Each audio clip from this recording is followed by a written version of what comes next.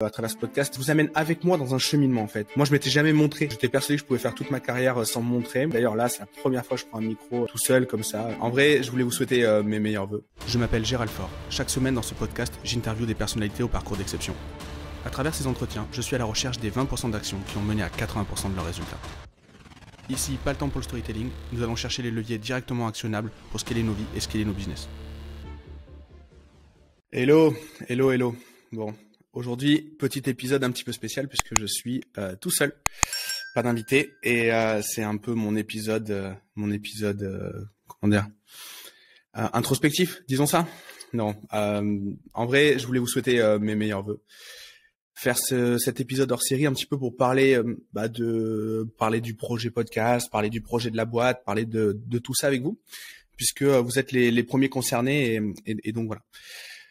Donc avant toute chose, je voulais vous souhaiter du coup une très bonne année pour 2023. J'espère que 2022 c'est bien passé, que vous avez réussi à atteindre les objectifs que vous étiez fixés et que voilà, ça s'est fait pour le mieux et que vos objectifs de 2023 sont encore plus ambitieux et que le podcast vous aidera soit à vous motiver, soit à avoir quelques tips, quelques raccourcis pour atteindre ces différents objectifs.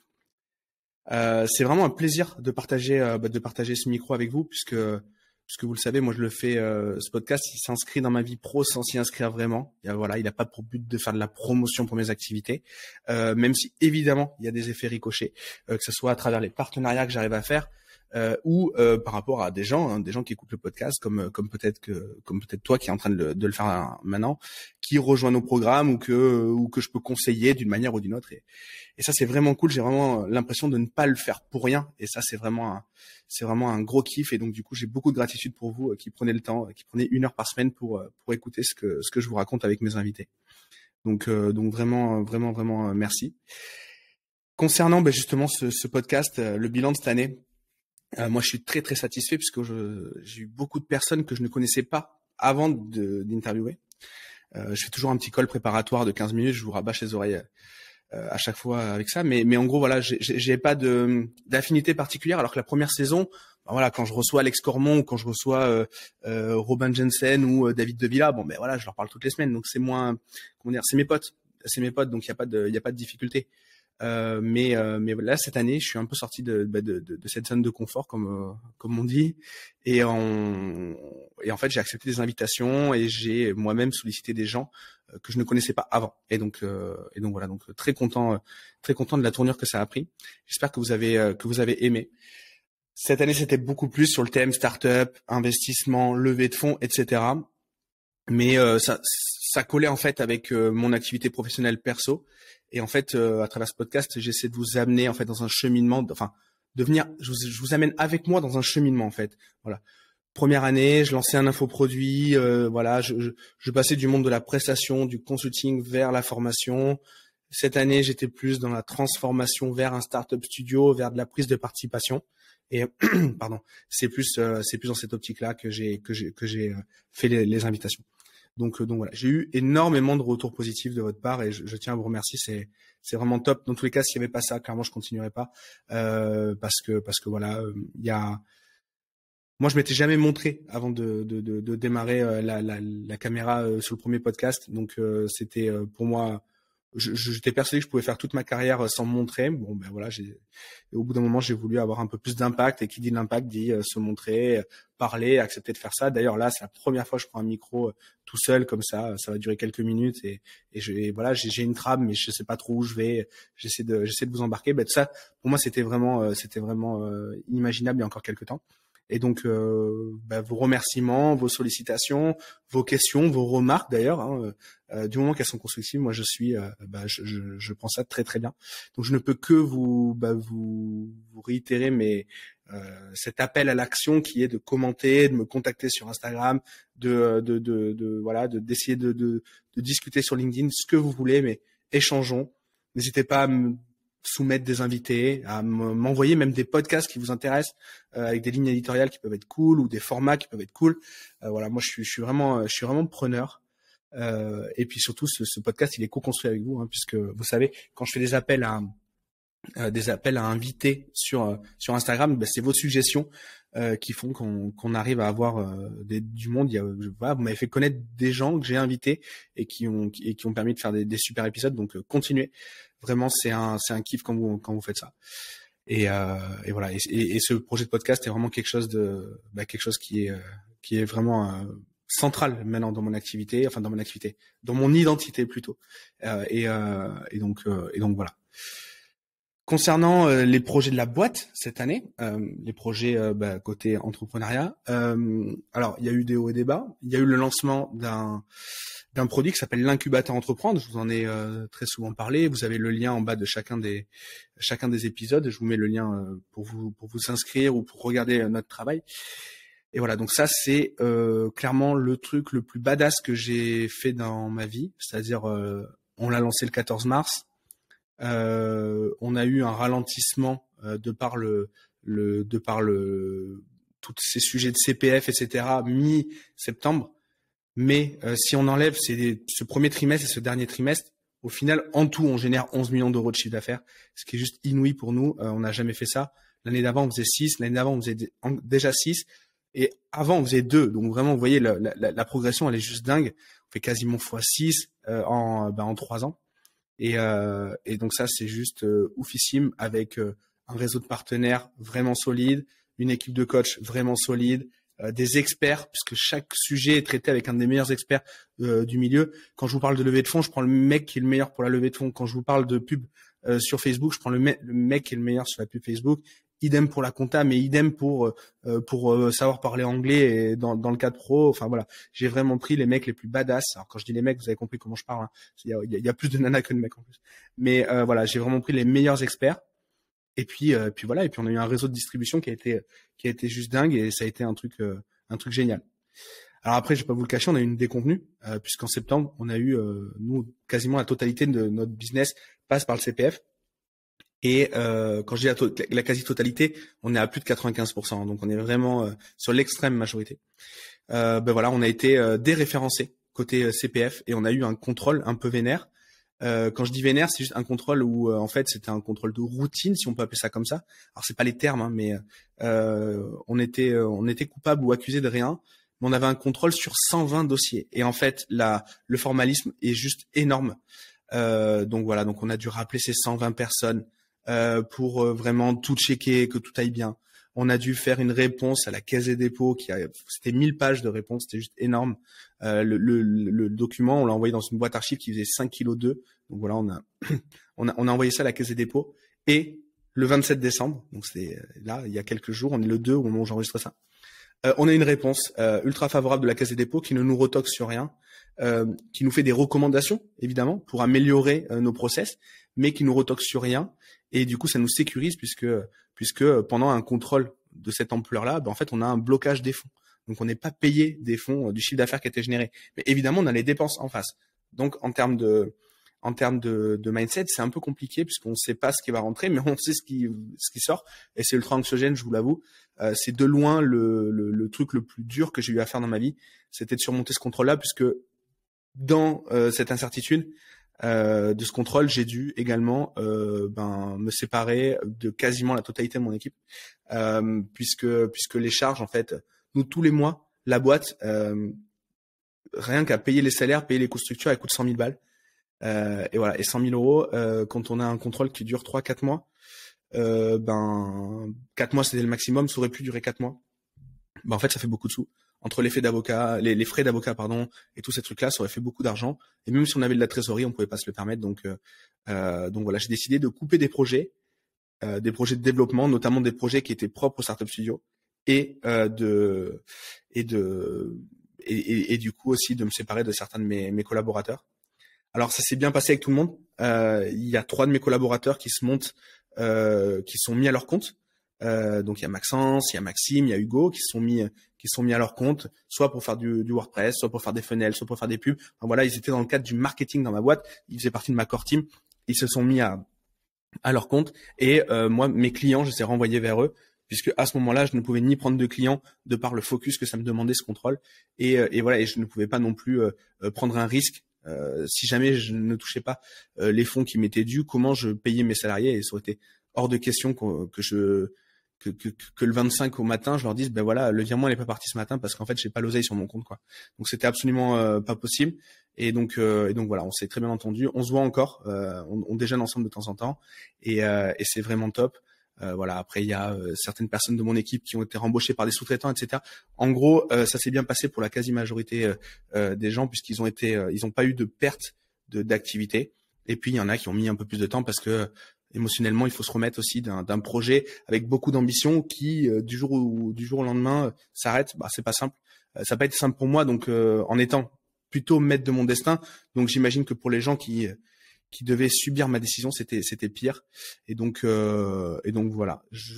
Ça me tenait à cœur de vous en parler parce que très souvent, moi, ma vanity metric, c'était de dire voilà, j'ai plus de 30 personnes dans mon équipe, machin, etc. Ben là, voilà, je vous dis que j'ai dû licencier du personnel. Et en fait, vous l'avez compris, moi ici, je suis totalement transparent. Alors, je suis assez globalement dans ma vie, mais ici, je le suis d'autant plus puisque on est sur de la pédagogie, on apprend des choses à travers ce podcast. Et en fait, c'est pas juste faire 11 millions d'euros. C'est faire 11 millions d'euros, avoir une déconvenue et virer 25 personnes. Voilà. C'est comme ça qu'il faut voir la story. Il faut pas juste voir les 11 millions d'euros avec une marge qui est pas 11 millions mais qui est une très belle marge. Ben voilà. Ben si on peut faire un chiffre d'affaires, si on a une incertitude, si on a un burn qui est trop haut, ben tout simplement on est en danger. Et c'est ce qui s'est passé cette année. Donc voilà. De 2019 à aujourd'hui, c'est la première fois que ça m'arrive. Et donc voilà. Donc ça a été assez compliqué à assumer déjà. Et donc voilà, c'est dans cette démarche-là en fait que je veux vous amener cette transparence.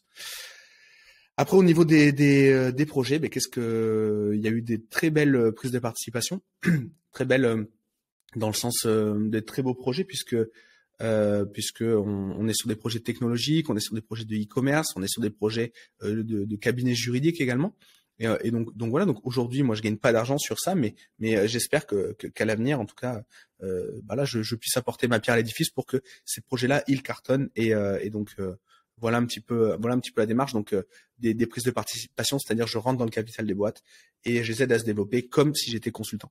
Et donc voilà, consultant étant l'un de mes premiers métiers, je retrouve des sensations que j'ai déjà bien connues. Donc voilà au niveau de la boîte cette année.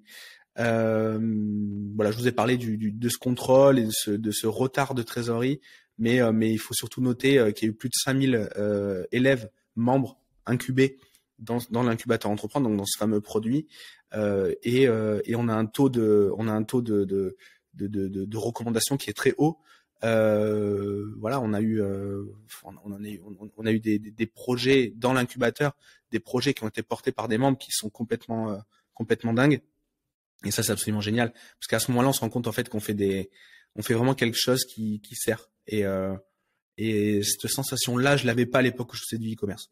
Donc vraiment, ça c'est un grand kiff.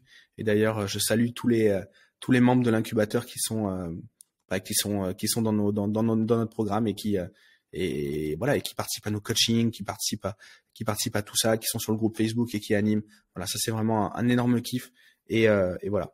C'est vraiment un très bel accomplissement. Autant sur le chiffre que sur l'impact, que même je souris parce que sur l'effet que ça a eu sur moi, et même ça avait été un effet, même s'il a déconvenu avec ce contrôle caisse des dépôts, m'a fait découvrir chez moi un instinct que je trouve pas cool, mais qui était j'ai toujours connu moi le business florissant depuis mes 19 ans. Ben là pour une fois il y a eu un grain de sable dans l'engrenage. Et ce qui est hyper intéressant, c'est de voir comment on réagit à ce genre de problème. En tout cas, moi, j'ai appris beaucoup de choses sur moi-même. Au niveau de la vision, c'est un point que je voulais aborder. Moi, elle n'a pas bougé. Alors que très souvent, moi, je le remarque parmi mes potes entrepreneurs, mais également les gens que je rencontre en mastermind, je m'inclus là-dedans également. Si je fais un gros lancement, ou si je fais un lancement pourri, si j'ai un litige avec un client ou si j'ai un chiffre d'affaires qui pète tous les records, quelle que soit l'émotion, qu'elle soit bonne ou mauvaise, je peux avoir tendance, quand je dis je, c'est nous, hein, on peut avoir tendance à s'identifier à ses succès ou à ses échecs ou à ses ralentissements ou quoi que ce soit. Moi, cette période de septembre, là, qui était une période pourrie, bah, clairement, ça a pas dégradé ma vision. il y a quelques temps, peut-être que ça m'aurait fait revoir mes plans. Peut-être que ça m'aurait, peut-être que ces 11 millions d'euros de chiffre d'affaires m'auraient également masqué les yeux et m'auraient fait prendre la grosse tête ou avoir la baraka. Ça n'a pas du tout été le cas. Alors pourquoi, je ne sais pas. Je ne sais pas, mais en tout cas, je suis content en fait que c'est stabilisé le fait que je veuille vraiment, je veux vraiment clairement créer ma dynastie. J'ai vraiment envie d'avoir un lieu, une famille, une spiritualité et un impact sur les gens qui m'entourent, qui soit mémorable. C'est vraiment ça. C'est vraiment ça ma vision. Et du coup, quand il a fallu faire des choix sur le cash burn de la boîte, les trucs que j'ai killés, c'est tous les trucs qui n'étaient pas parfaitement alignés au degré près sur la vision. S'il y avait 5 degrés de différence, clairement c'était un projet qui était killé. Alors on a fait les trucs bien, comme je vous ai dit, j'ai replacé mes collaborateurs, il y a certaines participations que j'ai coupées, il y a des immeubles en immobilier que j'ai vendus pour pouvoir me débloquer des situations, des machins. On se débrouille, dans tous les cas on se débrouille. Et ce qui est hyper drôle, ce qui est assez hallucinant, c'est qu'à ce moment-là, j'avais aucune visibilité sur ma trésorerie, sur le chiffre d'affaires qui pouvait rentrer. Et pour la première fois de ma vie, je n'ai pas eu la peur du manque. J'ai eu plein de peurs, notamment de décevoir, mais je n'ai pas eu la peur du manque. Et ça, c'est pour moi un truc de dingue, puisque même en ayant des chiffres d'affaires de dingue, on a déjà fait des journées, à l'époque en e-commerce, on faisait plusieurs centaines de milliers d'euros la journée. C'était du chiffre d'affaires, c'était pas de la marge. Mais c'était quand même énormément d'argent sur un compte. À ce moment-là, j'avais eu la peur du manque. C'est-à-dire que la veille, tu fais 10 fois moins, le lendemain, tu fais 10 fois plus, et tu te dis, en fait, comment je fais si ça s'arrête? La veille, ça n'existait pas, cette situation. Et pourtant, tu as la peur du manque. Donc, je ne sais pas vraiment l'expliquer, cette chose-là. Peut-être que vous avez des idées. N'hésitez pas à commenter. Mais pour la première fois de ma vie, alors que c'était la période la plus compliquée, je n'ai pas eu peur de ça. Donc voilà, je tenais également à le partager puisque là, on est en toute vulnérabilité pour cet épisode particulier. Donc voilà. Donc ça a vraiment stabilisé la vision. Et ça a permis également de faire le tri dans les projets. Et notamment, j'ai lancé un programme. Alors, j'ai lancé ça a démarré début d'année. Ça a démarré le 2. Ça a démarré aujourd'hui. J'ai lancé un programme que j'appelle le P90, qui est pas encore son nom final, mais qui est un programme. Donc, je teste aujourd'hui sur 2 personnes. J'hésite un peu parce qu'en fait, c'est pas censé être officiel, mais bon, tant pis. Au moins, je brûle mes bateaux. C'est un projet que j'appelle P90 qui consiste en fait à accompagner les gens, mais non pas dans leur marketing ou dans leur structuration comme j'ai l'habitude de faire, mais dans leur productivité. Puisque à un certain niveau, en fait, on n'a plus besoin d'avoir des compétences. On a besoin tout simplement de pouvoir prioriser. Et les blocages qui nous empêchent de prioriser, c'est plutôt des blocages liés au mindset ou à autre chose. Alors moi, je suis pas coach mindset du tout et je ne le serai pas. Mais par contre, j'essaie de rationaliser certaines prises de décision. Et donc, c'est un programme sur le plan de 90 jours.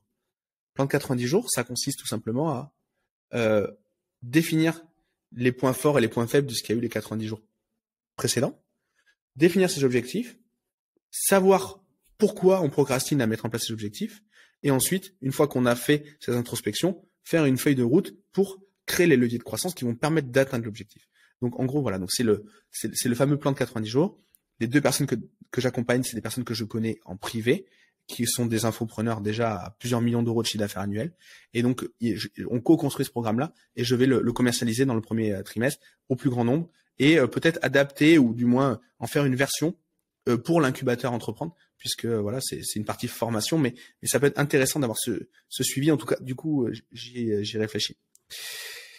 Donc ça, c'est le premier projet que je vais lancer cette année. Donc vous avez vu, très lié à cette vision qui est vraiment de faire du conseil et d'avoir de l'impact. Il y a un autre sujet que j'ai démarré justement la semaine après mon contrôle sur ce fameux CPF.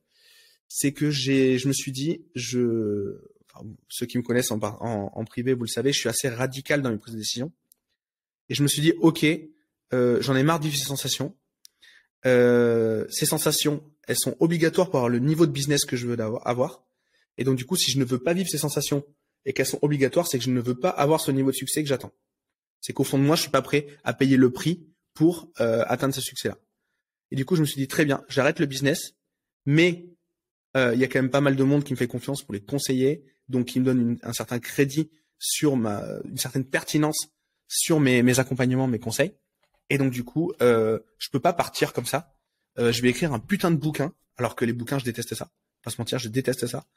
Je vais écrire un putain de bouquin qui va tout simplement lister les méthodes qu'on a mis en place depuis plus de 10 ans avec Baptiste, avec Flo, avec Alice, avec David, avec Guillaume, avec Yohan, avec tous ceux qui m'accompagnent depuis le départ.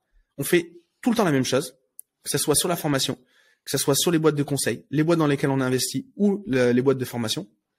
On fait sans arrêt la même chose. Ça fonctionne 8 fois sur 10. Et donc, du coup, il faut qu'on modélise ce truc-là. C'est pas des choses que j'ai inventées. C'est des choses que j'ai testées. Et je pense que c'est encore plus de valeur. Puisque là, je vends pas ma sauce. Je vends le best-of de ce qu'on peut trouver sur le net ou de ce qu'on peut trouver parmi les meilleurs formateurs. Parce que moi, j'ai quand même dépensé, plusieurs dizaines, voire centaines de milliers d'euros, en formation, en accompagnement. Et donc, je me suis dit, je vais écrire un bouquin. Avec Alice, ma femme, on est parti en Irlande pour pouvoir décompresser de ce contrôle. Et en fait, je me suis mis. Alors quand je vous parle d'Irlande, je vous parle pas de Temple Bar à Dublin. Je vous parle d'un bled où il y a 4 moutons et 11 vaches et un paysan dont je ne comprenais pas un seul mot quand il me disait bonjour ou me disait au revoir. Ou ça se trouve, il me disait pas ça, mais du coup, je comprenais que dalle. Mais donc du coup, je vous parle d'un bled où le bled, le vrai bled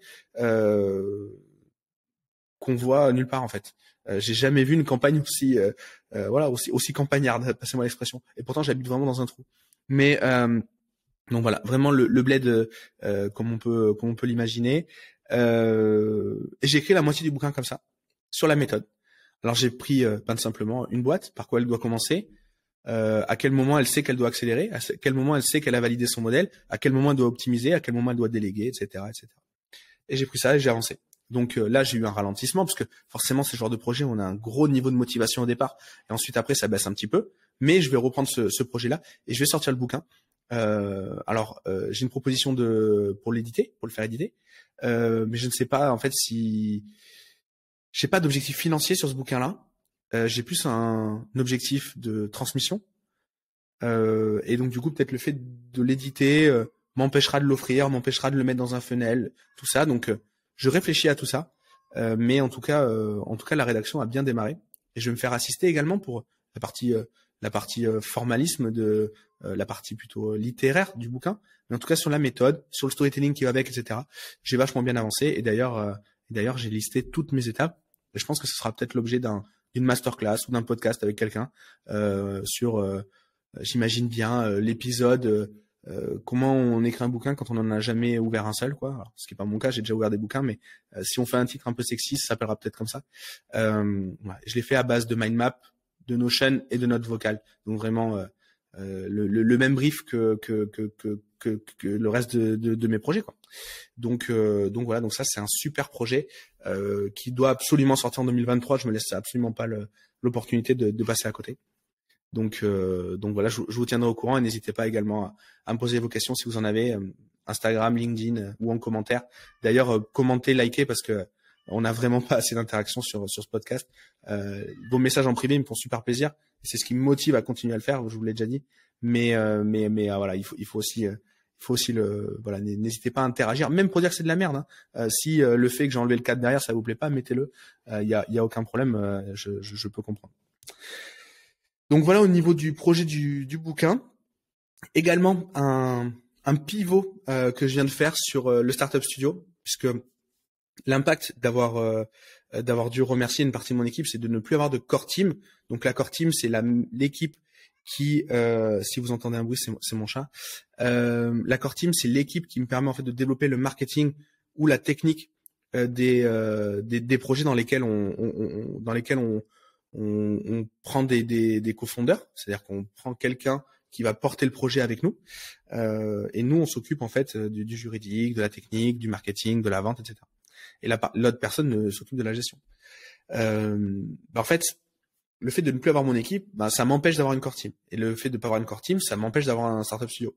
Donc, j'ai un peu pivoté, et aujourd'hui je travaille en sweat equity, c'est-à-dire que je ne vais plus fonder des boîtes dans Startup Studio, mais je vais prendre des participations dans des boîtes existantes en échange de mon boulot Et quand je dis sweat equity, c'est censé être en échange de travail, mais c'est également en échange de financement, puisque quand il y a des boîtes qui ont déjà une certaine valo, on ne peut pas y rentrer comme ça juste en disant je vais faire 3 pages de vente et je vais te mentorer, ça marche pas. Donc voilà, donc aujourd'hui, je ne cofonde plus pour l'instant, mais j'investis dans des projets. Et d'ailleurs, si vous avez des projets à me soumettre, que ce soit vos potes, que ce soit voilà, et à n'importe quel niveau de maturité, parce que j'ai des solutions pour des gens qui démarrent et j'ai des solutions pour des gens qui accélèrent. Donc voilà. Donc je suis en train de structurer tout ça. Et d'ailleurs, je vais faire un épisode de podcast avec quelqu'un qui dont c'est justement le métier de faire ça, puisque je dois discuter avec lui pour en apprendre plus.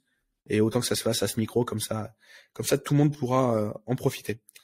Voilà pour le projet investissement Startup Studio. Et ensuite, j'ai un projet. Alors ça, je sais pas si ça va avancer. Je me pose encore la question de savoir si je dois le faire, si je veux le faire ou pas. De me mettre à fond sur le copywriting LinkedIn. En fait, j'ai un super matériel qui est le bouquin, les idées que j'ai structurées, etc. C'est-à-dire que pour une fois, je n'ai pas fait les choses instinctivement, j'ai pris le temps de les poser quelque part. Et en fait, à chaque paragraphe de ce bouquin, j'ai l'occasion de faire un post LinkedIn qui a la possibilité de cartonner.